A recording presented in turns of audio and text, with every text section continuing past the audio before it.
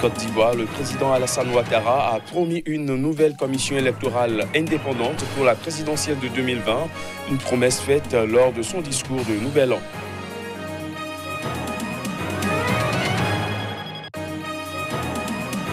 Au Tchad, le président Idriss Déby Itno a, lors de son vœu de Nouvel An, annoncé pour le premier semestre 2019 des élections législatives et municipales, plusieurs fois repoussées depuis 2 ans.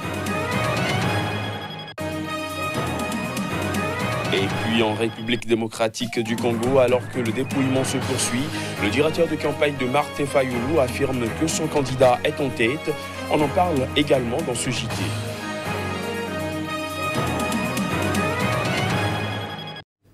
Voilà pour les titres. Bonsoir à tous. En Côte d'Ivoire, le président Alassane Ouattara a promis une nouvelle commission électorale indépendante pour la présidentielle de 2020. Une promesse faite lors de son discours de Nouvel An et qui devrait donner satisfaction à l'opposition et à la société civile qui réclamait cette réforme à corps et à cri. Les détails. La nouvelle composition de la commission électorale indépendante sera effective pour les élections de 2020. C'est la promesse faite par le président Ouattara lors de son discours de Nouvel An. Durant cette allocution, le chef de l'État ivoirien a précisé qu'il avait demandé au Premier ministre d'inviter dès le mois de janvier 2019 les responsables des partis politiques à se joindre au gouvernement en vue du réexamen de la composition de l'institution. Cette réforme a été demandée depuis des mois par le PDCI, le parti de l'ancien président Henri Konan Bédié, les deux tendances du Front populaire ivoirien FPI, de l'ancien président Laurent Gbagbo et la société civile. La crédibilité de la commission électorale est jugée cruciale en vue de la présidentielle de 2020 qui s'annonce tendue 10 ans après la crise post-électorale ivoirienne. Le président Ouattara avait déjà promis cette réforme en août dernier, mais les élections locales d'octobre ont été organisées par la même commission électorale, aux grandes dames de l'opposition. Le président a aussi promis lors de son allocution un grand effort social avec un programme de 727,5 milliards de francs CFA sur 2 ans qui abordera toutes les problématiques sociales avec beaucoup plus d'ampleur et de pragmatisme. Au Tchad, le président Idriss Déby Itno a, lors de son vœu de Nouvel An, annoncé pour le premier semestre 2019 des élections législatives et municipales, plusieurs fois repoussées depuis 2 ans. Un discours critiqué par l'opposition qui estime que le chef de l'État n'a pas abordé des questions essentielles. L'année 2019 sera marquée au Tchad par la tenue des élections législatives et communales. Il s'agit entre autres d'une annonce faite par le président Idriss Déby Itno lors de ses vœux de Nouvel An à la nation tchadienne. Les dernières législatives ont eu lieu en 2011. La 3e législature à l'Assemblée aurait dû se terminer le 21 juin 2015, mais elle a été prolongée par une loi constitutionnelle. Après cette annonce du chef de l'État, la réaction de l'opposition ne s'est pas fait entendre. L'opposant Saleh Kebzabo a estimé qu'il n'appartient pas au président de la République de fixer les dates des élections, mais plutôt à la commission électorale, conformément au code électoral. L'opposant reproche également au président Déby d'avoir occulté dans son allocution les questions des libertés constamment violées et sa volonté d'améliorer la transparence électorale.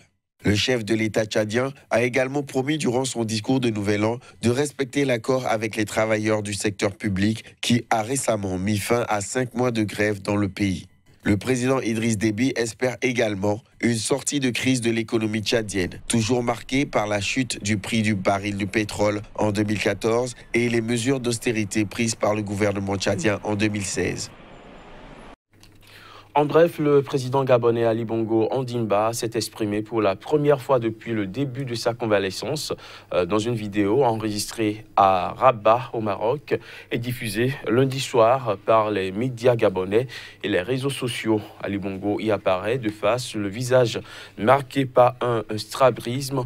Son élocution était fluide, sa tête et ses mains bougeant légèrement. Victime d'un accident vasculaire cérébral le 24 octobre, le chef de l'État gabonais, qui est en convalescence au Maroc depuis fin novembre, a avoué avoir traversé une période difficile. Mais il dit aller désormais mieux et se prépare à rentrer très vite au pays. En Guinée-Bissau, le président José Mario Vaz a également fait son discours de fin d'année. Le chef de l'État a expliqué que la crise politique que traverse son pays n'est pas liée à une querelle entre individus. Elle serait plutôt due au système de gouvernance en place. On l'écoute. En fin de compte, il est possible qu'un président finisse son mandat de 5 ans. En fin de compte, une législature peut aller jusqu'à 4 ans sans interruption. C'est heureux.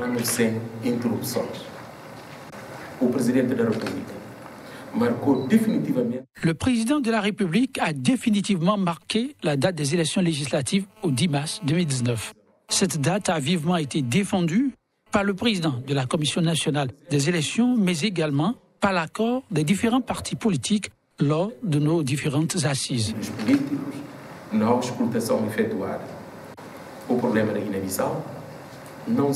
Le problème de la Guinée-Bissau n'est pas lié à la querelle entre personnes, mais non, c'est plutôt un problème lié au système de gouvernance. Ce système nécessite un changement pour que le pays puisse avoir enfin un visage nouveau. Autre actualité dans cette édition, en République démocratique du Congo, alors que le dépouillement se poursuit, le directeur de campagne de Martin Fayulu affirme que son candidat est en tête de la présidentielle. Martin Fayulu, faut-il le rappeler, a été désigné comme candidat commun par divers partis d'opposition qui forment ensemble la coalition Lamuka. Les images. Le candidat de l'opposition Martin Fayulu est largement en tête de l'élection présidentielle en République démocratique du Congo. C'est ce qu'a déclaré ce lundi son directeur de campagne Pierre Lumbi en affirmant s'appuyer sur plus d'un tiers des bulletins de vote dépouillés. À l'heure où je m'adresse à vous, plus d'un tiers des bulletins de vote ont été dépouillés sur le plan national. Et les tendances sont sans appel. Elles mettent les candidats de la coalition Lamuka, Martin Fayulu, Madidi, largement en tête. La coalition Lamuka, qui veut dire réveille-toi, n'a aucune intention de se substituer à la Commission électorale nationale indépendante CENI, mais attend la communication des résultats issus des urnes, sincères et conformes à la volonté du peuple congolais. Nous attendons que la CENI puisse dire la vérité et rien que la vérité des urnes, a estimé Pierre Lumbi, un ancien conseiller sécurité du président Kabila, passé à l'opposition en 2015. La CENI doit officiellement proclamer les résultats provisoires d'ici au dimanche 6 janvier, avant de très probables contentieux portés devant la Cour constitutionnelle. Député peu connu avant la campagne, Martin Fayulu, qui a le soutien de l'ex-gouverneur du Katanga, Moïse Katumbi, et de l'ex-chef de guerre et ancien vice-président Jean-Pierre Bemba, arrive en tête dans 3 centres de vote à Goma, Zaner, Les Volcans et Katimbéré, devant le candidat du pouvoir, Emmanuel Ramazani Shadari, et l'autre opposant, Félix Tshisekedi. Martin Fayulu l'emporte également dans 29 des 30 bureaux de vote du centre Imara à Lubumbashi. En ce qui le concerne, Emmanuel Ramazani Shadari est en tête dans certains autres bureaux de Goma à l'est et dans son fief de Maniema dans le centre, selon d'autres résultats partiels diffusés sur les réseaux sociaux. Restons en République démocratique du Congo où Internet a été suspendu hier lundi à la mi-journée au lendemain des élections générales pour une période indéterminée et ce sur ordre du gouvernement à Goma dans l'est du pays. Les réseaux sociaux comme la messagerie ne fonctionnent pas. Ils ont fait ça, peut-être ils ont peur de la publication des résultats des élections. Ils ne veulent pas que ça puisse circuler sur Internet et que tout le monde puisse avoir les résultats bien avant. Bien avant la publication de la CENI, parce qu'on est en train d'avoir peur que peut-être il y a eu soit tripatouillage des résultats. C'est ainsi que... Ça nous embête parce que nous sommes dans la période de la festivité. Nous avons nos frères qui sont dans des pays à l'étranger, il faut communiquer avec eux sur les réseaux Internet. Mais comme ils ont coupé les réseaux, on n'a pas moyen de les atteindre pour la communication. D'accord.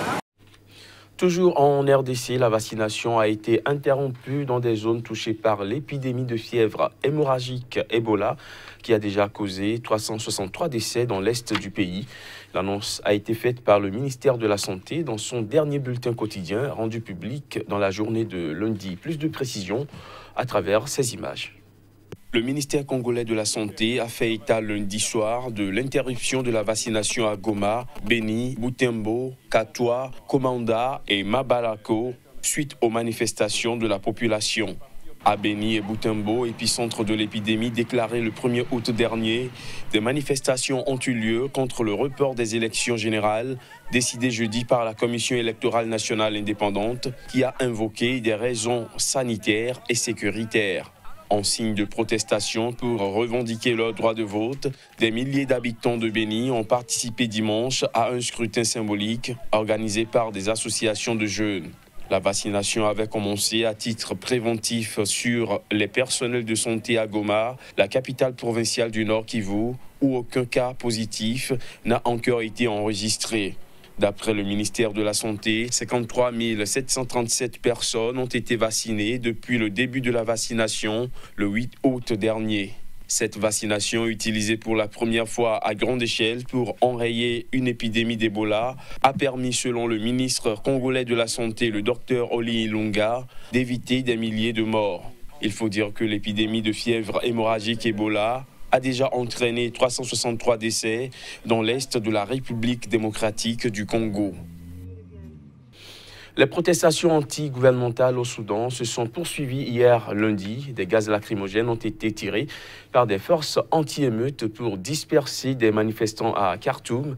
Ces derniers avaient prévu de défiler jusqu'au palais présidentiel. Reportage. Des centaines de policiers, membres des forces de sécurité et même des soldats ont été déployés à Khartoum, au Soudan, lundi, pour empêcher une marche des manifestations en direction du palais du président Omar el-Béchir. La foule impressionnante de la société civile, rassemblant médecins, enseignants, professeurs et ingénieurs, était décidée à exprimer leur ras-le-bol. Hommes et femmes scandaient « Liberté, paix et justice ». La révolution est le choix du peuple. Le chef du groupe rebelle de l'armée de libération du Soudan, au Darfour, a appelé ses partisans à se joindre à la manifestation. Au moins 19 personnes, dont 2 membres des forces de sécurité, ont déjà été tuées selon les autorités qui affirment que la plupart des manifestants ont été victimes d'incidents liés au pillage. Amnesty International évoque un bilan de 37 morts. Dimanche, le président Béchir a appelé la police à s'abstenir de recourir à une force excessive contre les manifestants. Les protestations contre la hausse du prix du pain à la base de cette situation se sont transformées ensuite en manifestations antigouvernementales. Au-delà des revendications sociales, parmi les manifestants, certains avaient réclamé aussi la chute du régime de Omar el-Béchir au pouvoir depuis 1989. Voilà qui vient mettre un terme à cette édition, mesdames, messieurs. Merci de l'avoir suivi.